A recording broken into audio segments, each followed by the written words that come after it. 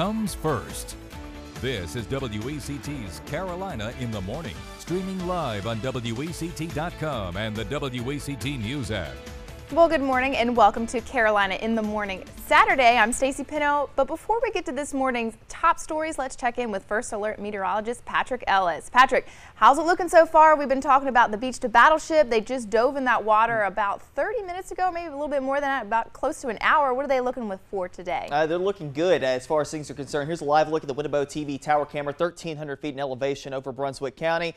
And notice the clouds still in place, but it's still the sun poking through those clouds and actually ending up with a nice sunrise across the region. So get out and maybe grab a cup of coffee and sit on the porch and enjoy that. Temperatures out the door. Look at Fayetteville, down to 49 degrees this morning. Some of the outlying spots through Cumberland and Sampson counties are in the 40s, as well as Duplin County, where 49 is also the number at Kenansville. 53 at Elizabethtown, 55 Whiteville, 54 the current number officially at ILM Airport. We have 57 degrees here at the WECT studios. And again, we do have that band of clouds continuing to edge off the coastline, and there are breaks inside that cloud band as it rolls off the coastline, and we'll continue to see more sunshine reemerging into the skies for the coastal areas. Now further inland, it is clear skies to start off this morning. Overall, not a bad day. Again, we'll call it partly cloudy this morning, trending towards sunshine. Temperatures in the upper 60s and low 70s. You notice that cloud band on the hour-by-hour forecast working its way off the coastline, and we turn towards clear skies not just tonight, but going into tomorrow and into Monday as well.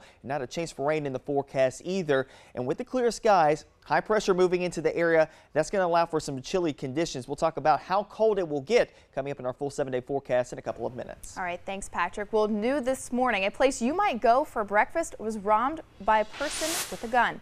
Dispatch confirms the McDonald's off the Commonwealth Drive was robbed just after midnight. The suspect reportedly fled the scene on foot and is still on the loose at this hour. The Wilmington Police Department is out looking for that person. No injuries were reported and no word on what was taken. Well, someone fired a gun at a police officer. A Navassa police officer was in Davis Creek Park when someone shot at him. Thankfully, he was not hurt. The Leland Police Department said they assisted the Navassa PD at the scene. At the moment, we have not heard about any arrests or suspects. Well, if you are a woman veteran, good news, the VA is offering you a new service in our area. The center's first mobile mammography van is available for patients. It'll be on site until January. That's when we'll move to the Greenville facility. The VA encourages all women between ages 50 and 75 to get mammograms every 2 years. Well, right now, authorities are working hard to track down an armed robbery suspect. The Brunswick County Sheriff's Office tells us this happened Thursday night. Near the Landville and Savannah Branch roads, the suspect allegedly pointed a handgun at a victim and made off with cash and the victim's phone. No arrests have been made. Well, today, if you are headed to Raleigh, you could see one of the men who wants to be our next president. Former Arkansas Governor Mike Huckabee will speak at a rally there in the Capitol. He'll address the crowd at an event known as We Stand With God Pro-Family Rally. Similar rallies are planned around the country. North Carolina's presidential primary is March 15th. Well, she is charged with killing her own 2-week-old infant. Now, we know that a judge refused bond for Twila Bjoyner, who is charged with murder and felony child abuse. Investigators say that Bjoyner's 2-week-old child died in June from head injuries. The baby was found inside a home in Durham and was pronounced dead on the scene. Well, 15 months after a victim stood up, a former Boys and Girls Club employee is facing sex crime charges. Christopher Sims has said to have sexually assaulted a 15-year-old girl reported last July. Police say they were told in November that there were 2 apparent victims, a 13-year-old and a 15-year-old. In March, they learned about a third victim who was only 11 years old. Sims is in jail on a $250,000 bond. Well, many of you are frustrated on how your tax dollars are being spent. We received a tip from one of you about the expenses at H2Go, which is a water and sewer authority in Leland. WECT's Ann McAdams went to investigate. She found charges ranging from first-class airfare to alcoholic beverages, all paid for with public money. Every dollar that we get from user rates is important, and how it's spent is very important.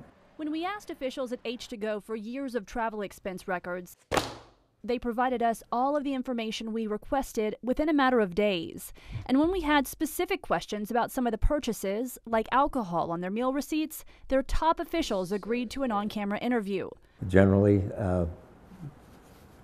people have either a glass of wine or a beer with their meal. I wouldn't charge for a bar bill, that's for sure. But so I never even gave it a thought that having a beer was questionable. Longtime board member Carl Antos said even though he's charged drinks while out to dinner on H2Go Business, he now agrees those charges should be reimbursed.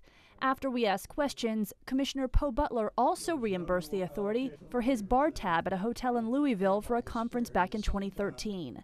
But when we asked about Butler's $1,200 flight to a conference in Seattle, which included first class and business elite accommodations, we were told those arrangements were the ones that met his needs. A fellow commissioner told us Butler had been injured in an accident years ago, which made sitting in coach seats particularly uncomfortable. The travel policy does not specifically require economy travel for H2Go Business, but that may change. You know, I think sometimes things like this need to be brought to the attention of staff and myself, because sometimes you get complacent with policies that are in place, and they do need to be reviewed. Certainly, any other time that I'm away, I will certainly not charge what I consider something personal. But H2Go is standing behind a $7,100 charge to Azalea Limousine. That money paid for a small bus to take Leland and Belleville town leaders to Kill Devil Hills, where H2Go leaders showed them a water plant similar to one they want to build here. While there may be cheaper ways to get there, H2Go officials said going by bus helped them pitch an important rezoning request to town leaders for a plant that they say will keep water costs down for customers. As a result of our investigation, H2Go just adopted a new travel policy this week. The highlights: no more alcohol, no more first-class airfare, and no more H2Go money being used to pay for family members who are traveling with H2Go officials. And for the first time ever, the travel policy will apply to the H2Go commissioners and not just its employees. Well, the Beach to Battleship Triathlon is officially underway, but that means many of you are going to have to slow down and share the road because thousands of people will be racing through Wilmington for much of the day. And there is a new finish line at this year's event due to the recent construction on Water Street. The finish line will now stretch across the new Port City Marina. The race started in Wrightsville Beach at 7:30 this morning.